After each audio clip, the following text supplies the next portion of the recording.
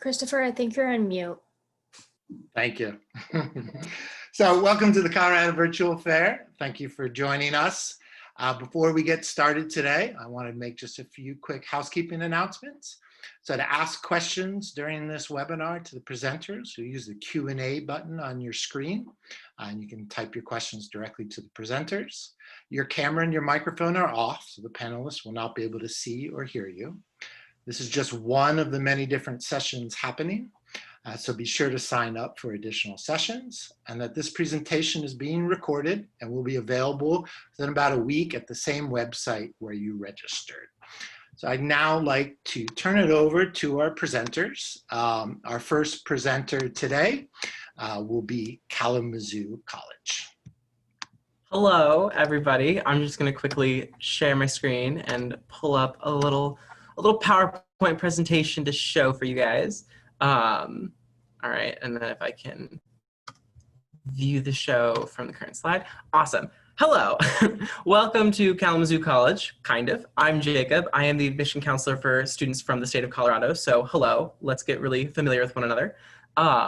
So this is just a really quick way for me to get through a little bit about Kalamazoo College. We're a small liberal arts school located in Southwest Michigan.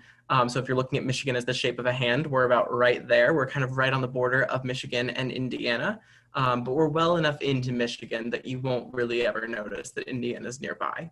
And so we're about 1,500 students that come from 38 different states and 33 different countries. So one of the purposes of a small liberal arts school is kind of bringing people together so that they can kind of learn from people who are a little bit like them and also a little bit completely not like them. And they can also learn from one another that way as well. The average class size here is about 18 students, but you'll have classes that are up to 40 or 50 students on average at the most. And then sometimes you'll have classes that are like 2 or 3 students. That's kind of the type of curriculum we have here. Regardless of the size of your class, it's going to be small discussion-based stuff. So you're never going to be taking like Scantron tests or things of that nature. It's really going to be you learning in a classroom where you're talking and discussing with your fellow comrade students, with your professors in that sort of way, as opposed to sitting there and listening to a lecture a lot of the time.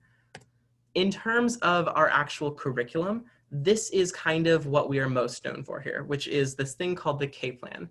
So it's got 4 main components to it. The first one being this rigorous and flexible academic schedule, which essentially means that we have an entirely open curriculum and therefore no general education requirements. So if you think of high school, most of the time you have to take an English class, a history class, a science class, a math class, and some electives.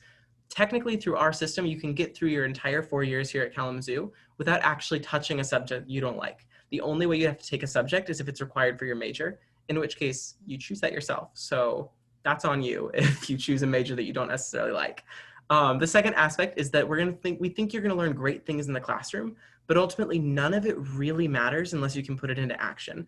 And so we do that through a thing called hands-on learning, hands-on education, experiential education.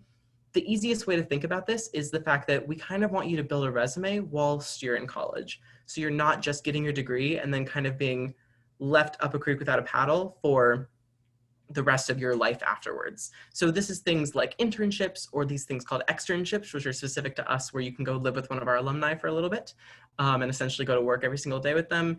It can be civic engagement, kind of leaving the world a better place than you found it, and really anything else you could put on a resume. The third aspect is international and intercultural experiences. The easiest way to describe this is by talking about study abroad, which is huge for us at Kalamazoo. About 70% of our students do study abroad at some point during their college experience. You can go for 1 of our trimesters, 2 or 3 of our trimesters. So we're on the trimester schedule, obviously. So each trimester is about 10 weeks long. And so you can go for 10 weeks, 20 weeks, or 30 weeks on average. And then the fourth aspect of the K-Plan is that no matter what you do with your first 3 years, the one thing you're for sure going to do by the time you graduate is this thing called a senior individualized project, better known on campus as a SIP. So this is, if you think of like a grad school, they kind of do a graduate level thesis, and this is kind of like your graduate level thesis, but at your undergraduate institution. So for example, this could look like what you might be picturing with like a super big research project with like a 100-page paper at the end, but it doesn't have to. The sky is kind of the limit with this. It can kind of look like a little bit of whatever you want.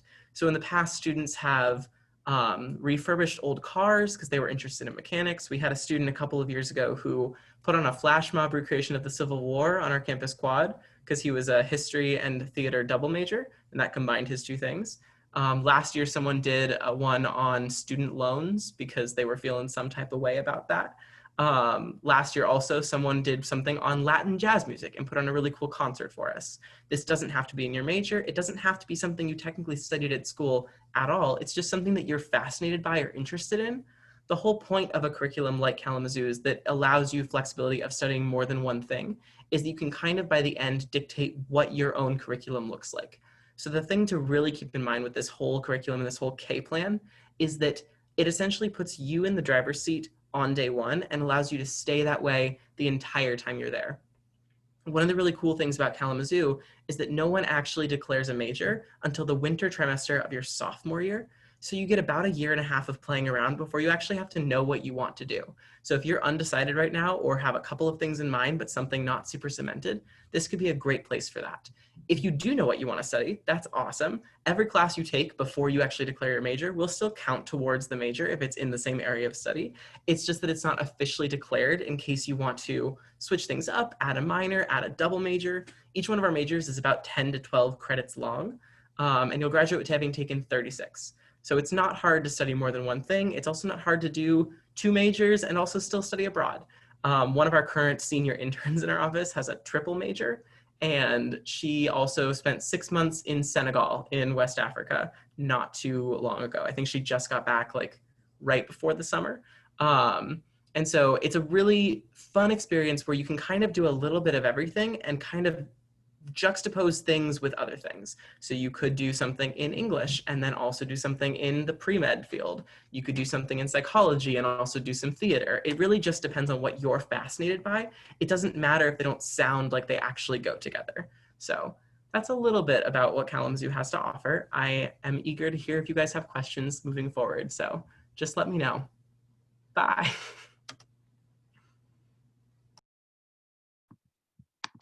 Great, thank you very much. Next up is Kettering University.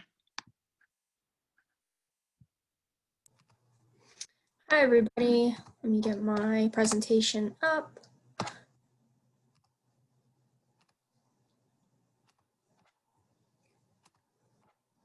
All right, so my name is Alicia Flood, and I am an admissions counselor at Kettering University. I also work with students from Colorado.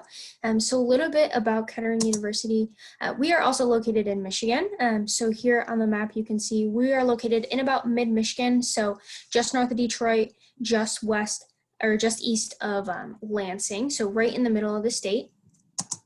And we too are also a smaller school, so we have about 2,000 students total on campus, and we are an all STEM university. So at Kettering, we are mainly known for engineering, but we've really expanded since we were founded 100 years ago.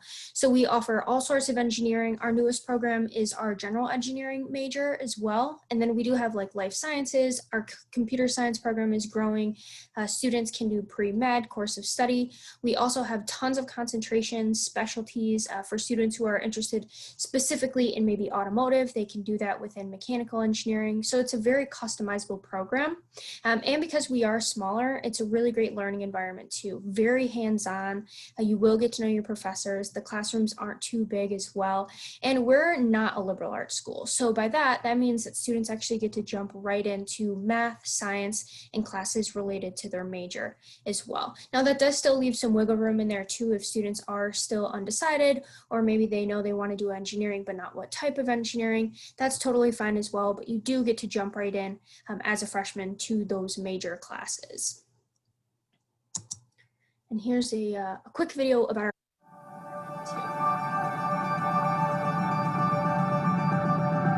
I knew coming to Kettering, I would get to go right into working on engineering, to learning that skill set and those tools that I need to thrive in my career path. What I'm working on at work, I'll come back to school and work on the same thing. I'm trying to create more real-world classroom and laboratory experiences for the students on the way through. This is my 4th year here now, and it's already changed so much while I've been here. There's been multiple different renovations, additions, so all the D spaces, the library's been renovated. With the Mobility Research Center and then also the First Robotics Community Center, it gives me that sneak peek into what I will actually be working with down the line.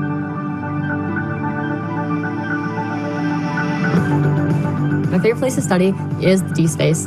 I'm in one of the D spaces basically every single weekday. There was an old abandoned room that became a study space. Now it's got TVs on the walls for collaborative lab work and whiteboards everywhere. We've been able to create places where you can move from the classroom into the lab, back and forth. We have our T space, which stands for Think, Tinker, and Thrive. People can go in there, you can work on any projects you want. There's 3D printers in there, laser cutters. Kettering Built is really you're already prepared for whatever's about to come at you. I feel like Kettering has provided a place for me to really thrive as myself. It's not the school you left it as. You definitely want to come back because the school is not nearly the same as what you saw before.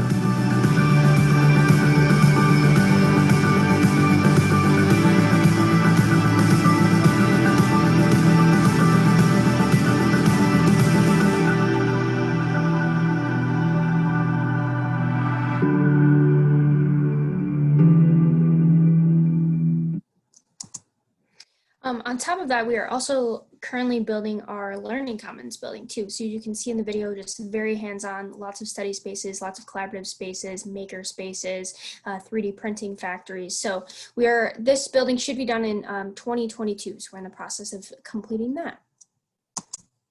On top of the hands-on experience on campus too, we do have a pretty extensive co-op program. So our students actually work half the year and they go to school for half the year. And that does begin freshman year. So every 3 months they're rotating. They're working full-time jobs for those 3 months when they're getting their work experience. They do get paid for those as well. And we partner with over 400 companies.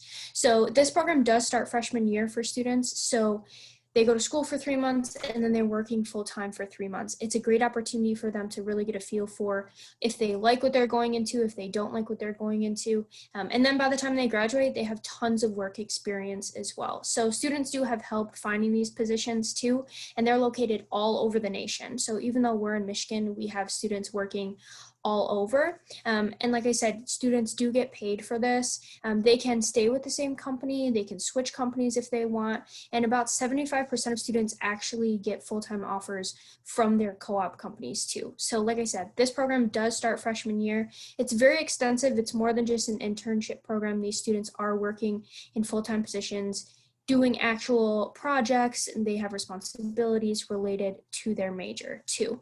So this is super helpful when students graduate as well, because they have tons of work experience. They're able to get jobs right away. So with my quick 6 minutes, just wanted to wrap it up with that co-op program. If anybody has specific questions, I'd be happy to chat via chat, or I'll jump real quick to my slide here with my contact information as well if you have questions. Great, thank you very much. So now we're going to move on to our next presentation, which will be Michigan State University. Thanks, Chris. All right, I'm going to share my screen as well. My name is Aspen Arnold. I am a regional admissions counselor for Michigan State University and have the pleasure of working with all of the state of Colorado. I'm joined by my colleague Terrence Brown, who is located in East Lansing. Please feel free to ask us any questions in that Q&A section. We're excited to meet you. At MSU, we like to think our size means access to big opportunities. With just under 50,000 total students on our campus, we're one of the 10 largest universities in the nation. Our student body is made up of students from more than 130 different countries and all 50 states. Probably my favorite statistic when it comes to our student population is the fact that last year our freshman class was comprised of almost 25% of first generation college students. We're located centrally in East Lansing, Michigan. So I know that Jacob stole my thunder by doing the Mitten State thing, showing our hand, but from campus, it's easy to access the beaches of Lake Michigan, the cities of Detroit and Grand Rapids. As a native Coloradoan, I do feel pretty comfortable of saying that you will feel right at home in Michigan. It has its own beauty, that it has a lot of similarities to Colorado. And East Lansing itself will really offer you that quintessential college experience. Our campus itself is home to botanical gardens, art museums, and performance venues, Big Ten athletics, and recreation sports facilities. We offer over 900 student organizations and are nationally recognized for our student engagement as a large public institution. You'll be exposed to all of different opportunities as soon as you get to campus, so we really encourage that involvement. Whether you're undecided about your degree path, you have comfortably decided what major you're looking for, or you fall somewhere in between, we really feel that MSU is a place for you to explore. We offer over 200 majors across 17 different degree granting colleges. Working with Colorado students, I typically see students looking at us for our Eli Broad College of Business, our College of Engineering, or our College of Natural Science, and those associated pre-health programs. You'll also find on our campus a law school as well as 3 medical schools. We are a top 100 university and home to 25 undergraduate programs that rank in the top 20 nationally. So even though I shouted out 3 unique academic colleges on our campus, that's not to say that we don't excel elsewhere. To me, what really makes MSU stand out academically is not the fact that we boast these high-ranking programs, but it's really the fact that we accommodate all students' academic interests. We're truly a destination where students can collaborate across multiple different academic disciplines. I like to reference an honors college student I met who came to Michigan State from West Virginia specifically for our astrophysics program. And when she was on our campus within her first semester, she quickly added on a double major in theater to go with astrophysics. So if you're like me, I thought, what are you going to do that incorporates both of those disciplines? She was able, when the theater department put on a Shakespeare's play in MSU's planetarium, it was her sole responsibility to choose which constellations corresponded with the theme of the play. So those are ways for you to innovate across multiple disciplines while you're at MSU. We may be a Big Ten campus, but we also break down our programs so that you receive the support you would expect at a smaller school. Our student to faculty ratio is 16:1, and 84% of our classes have fewer than 50 students in them. So you really do get the opportunity to engage with our faculty members as well as your classmates. We are also home to some established living and learning communities. So as out-of-state students, I highly recommend you do some research into finding those smaller knit communities within our campus so that you can get acquainted and find your tribe. As a Tier 1 research institution, I want to make sure that you know that 36% of our undergraduate students will participate in some type of research while they're at MSU. There are hundreds of different projects across across this entire state of Michigan, as well as abroad. Speaking of abroad, 1 in 5 of our students will pursue an education abroad program while they're at Michigan State. We have over 275 different programs on all 7 continents. Yes, all 7 continents. One of our signature programs is researching penguins in Antarctica. And you as an out-of-state student will be eligible for our Presidential Study Abroad Stipend, which is a one-time study abroad scholarship. Lastly, I would be amiss if I didn't shout out our honors college. We are home to the nation's oldest honors college, and that just adds an additional layer of flexibility to your academic paths if you're invited into that. As a reminder, we review students holistically for admission, and I encourage students to submit their applications by November 1st. Your application will be used for out-of-state scholarships as well as for review for the Honors College. Our campus is currently closed to visitors, but we do have a plethora of online virtual resources for you to explore our different academic programs and as well as take a virtual campus tour. Here's a quick website, and I'm actually going to go ahead and end with my contact information. Like I said, I am the admissions counselor for Colorado students, so if you have any interest in scheduling a meeting with me or connecting, go ahead and shoot me an email. With that, I think I'm going to pass you off to our colleagues down the road. Thank you very much. And so next up for us is the University of Michigan. Sure. All right, so good evening, everybody. Thanks so much for tuning in tonight. My name is Kyle Small. I'm a senior recruitment coordinator here in the Office of Undergraduate Admissions at Michigan. Just to quickly go over some things, we know these are going quick, but University of Michigan, located in the city of Ann Arbor. Important to point out that there is a University of Michigan Flint and Dearborn, 3 separate campuses, 3 separate admissions processes, but we are the one located in Ann Arbor, Michigan. We're a large public research institution. We have close to 50,000 undergraduate or 50,000 total students with about 30,000 undergraduate students. As you can see there, we have 14 different undergraduate schools and colleges available to you, about 280 different degrees offered. So really what that does for you as a student, means that you have tremendous depth and breadth available to you, right? Regardless of what it is that you might want to study, it's going to be in a top-ranked program, right? With really great resources, opportunities, faculty, you name it. And at Michigan with that many degrees, right, you can also come and have a dual degree, right? You don't necessarily have to settle and just major in one specific thing. Immediately following me, my colleague from the Stanford School of Art and Design is going to talk about art opportunities. But if you wanted to study art design and business, right, you could do that at Michigan. If you wanted to study music and political science, right, you could have a dual degree in those options. Even if you're thinking, wow, I don't want to necessarily major in one of those art disciplines, you could still come on campus, take courses, and really keep that passion alive as a student, regardless of what your interests might be.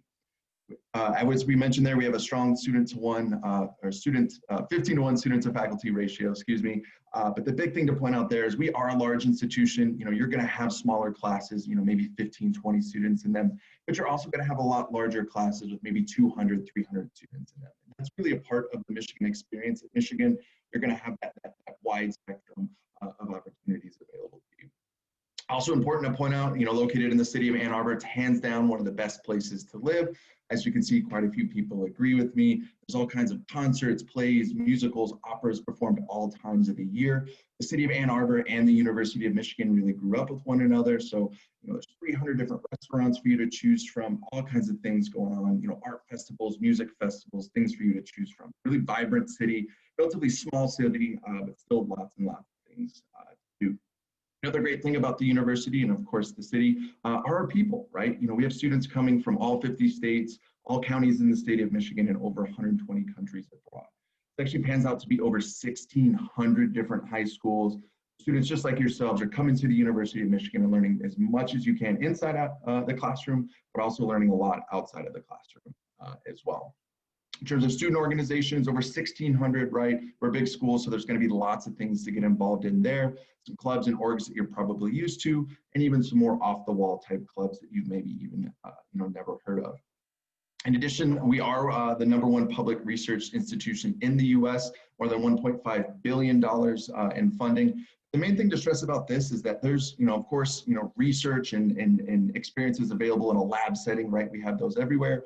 But if you're also interested in, humanities research, social science research, that's something you can do at the university as well. You can get involved as early as your first year on campus. We actually have a program called the Undergraduate Research Opportunity Program that allows you to conduct research as early as your first year on campus.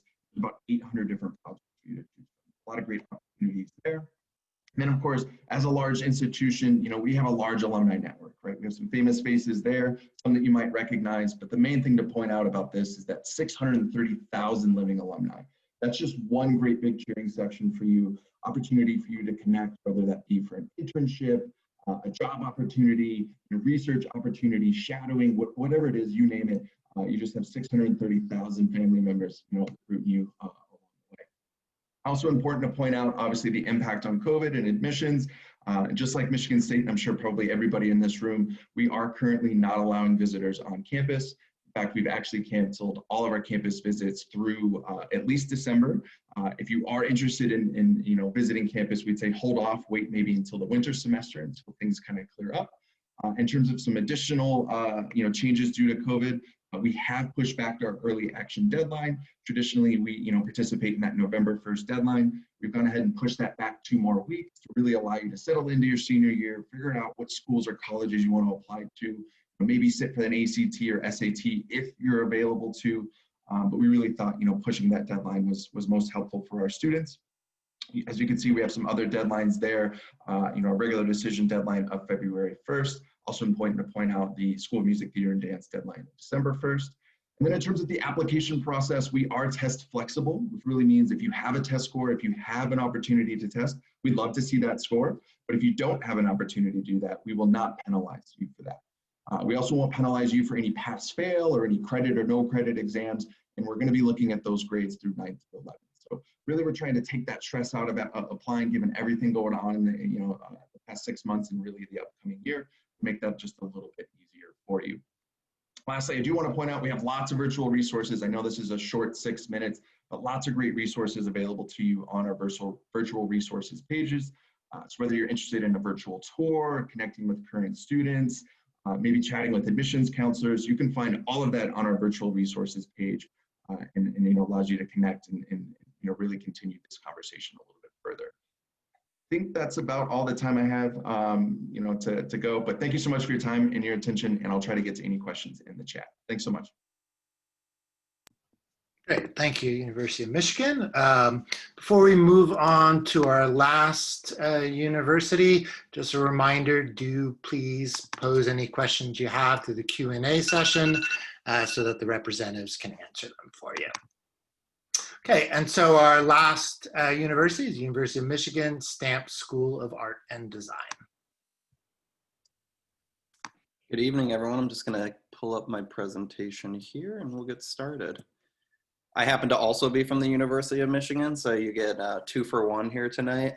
I'm from the Stamp School of Art and Design specifically, and we are located in Ann Arbor, Michigan, as a part of the University of Michigan, Ann Arbor.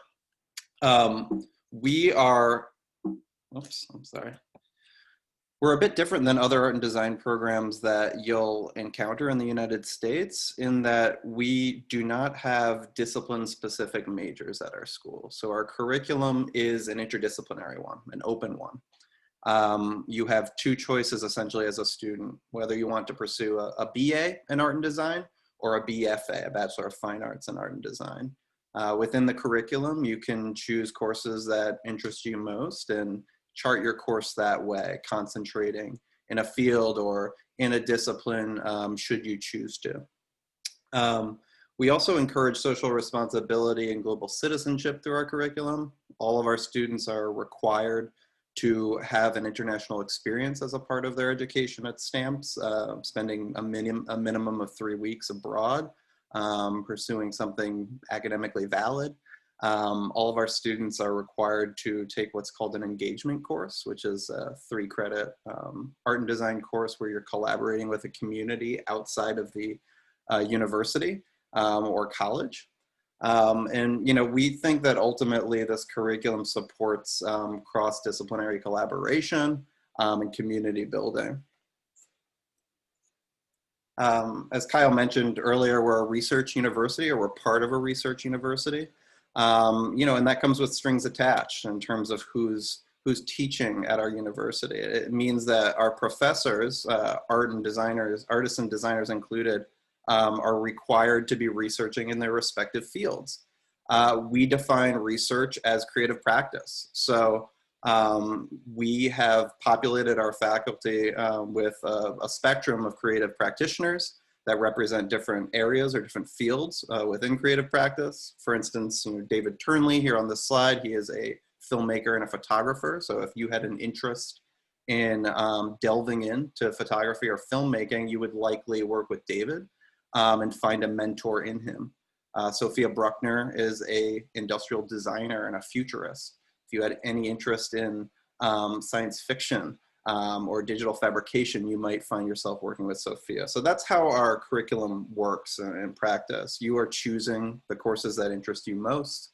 And by way of choosing courses that interest you, you're also finding faculty mentors. As Kyle mentioned, we're a part of a really large university. The University of Michigan Ann Arbor is immense. There's nearly 30,000 undergraduate students on campus. The Stamp School, in comparison, is very small. You know, we are one of 19 schools that comprise the entire university. We have 600 students. So, you know, in my experience when I visit high schools, or back when I visited high schools, we are, in fact, smaller than most high schools I go to. So we are a really close-knit community of creatives within this larger academic community. So you get the best of both worlds. You get an environment where people will know you, they'll know your creative work, but you'll also be in a kind of sea of academic flurry and have opportunities to meet students studying other disciplines by way of courses you're taking outside of the college, by way of living in a dorm, by way of being a part of student organizations and clubs. One of the highlights I like to point out on this slide is that the University of Michigan has the largest living alumni network in the world. And that's a great asset for any creative person entering the workforce or looking for professional opportunities as a recent grad. While we're on that subject, you know, what are our graduates pursuing after they graduate from the Stamp School? We find, you know, that our students, our graduates are successful right out the gate. 80% of our graduating seniors are fully employed within 6 months of graduating from the school in a creative field.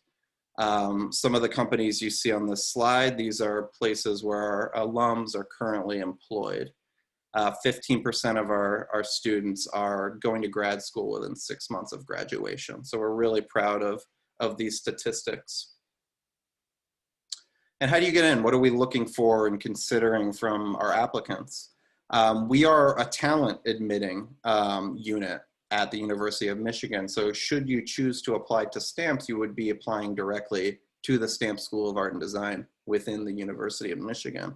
And you would be applying with a portfolio.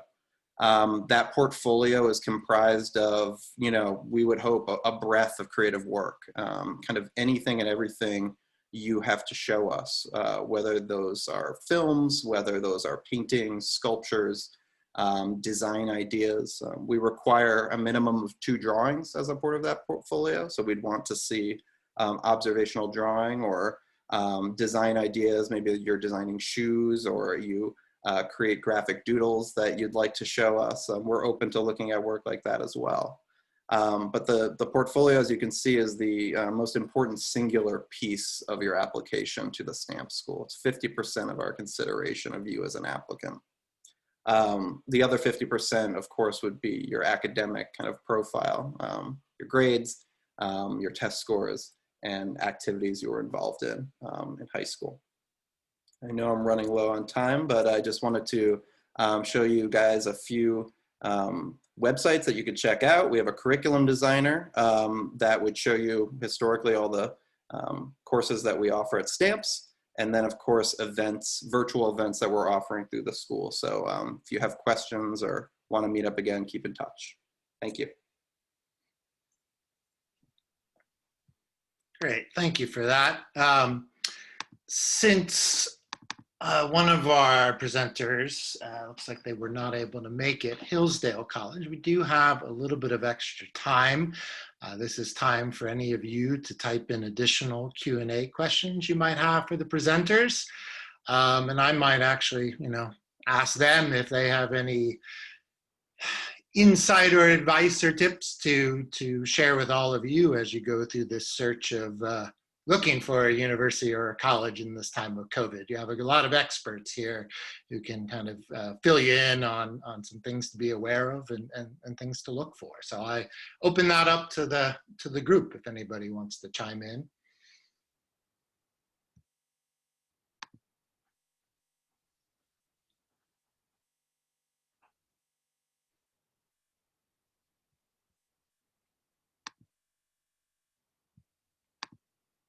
If not, it's okay. Okay, can you hear me now? Yeah. My laptop does a weird thing, everybody. Whenever it says Zoom, it takes like 15 seconds after unmuting to like fix itself. I'm not sure why.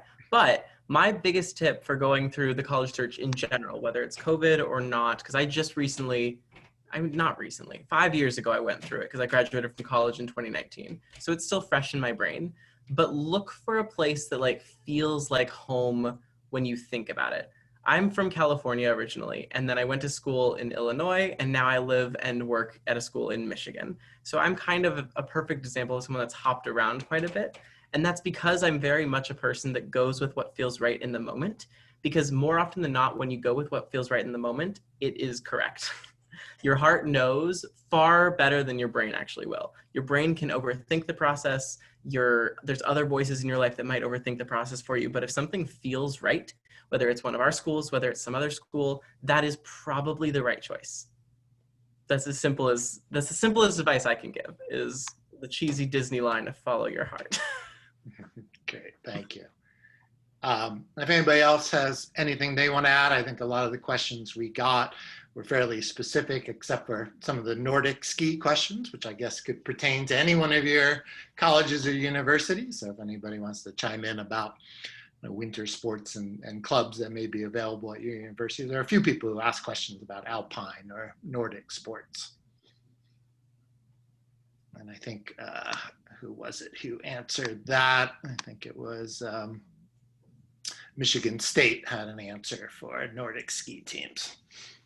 At the art school, I think we've done snowmen. That's about as sporty as we've gotten with the snow. Yeah, I mean, there's a few different like ski and snowboard clubs, alpine, downhill, things like that. I mean, Michigan's not exactly known for, I guess it's skiing and snowboarding as a state, I guess. There's a few different places, thinking 4 hours northern Michigan, right, for most of the universities, right? There's a couple there, a couple that are more considered hills, right? And you think of like Brighton and things like that. I don't think it's too far of a stretch to say you'll be slightly let down coming from Colorado. Yeah, I was going to say, Kyle, I think that as somebody who's from Colorado, I think that you can definitely ski in Michigan, but it is not going to be what you guys are used to. The snow is very different. The hills are hills. There you go. Thank you. Okay, great. If anybody has any last questions, you're welcome to type them in now. Any last bits of advice from the panel? If not, I'll go ahead and wrap it up while students type in their last questions. Okay. I want to thank all of you students for joining us and all of the panelists for being a part. This has been great. Once I end this webinar, you will get a quick survey to fill out, just 4 questions. We ask that you do that. We also encourage you to sign up for more sessions. And also a recording of this session, as I mentioned in the beginning, will be available about a week after this session that you'll be able to access from the same website that you signed up. So thank you again for joining us, and good luck in your college search. Thank you all.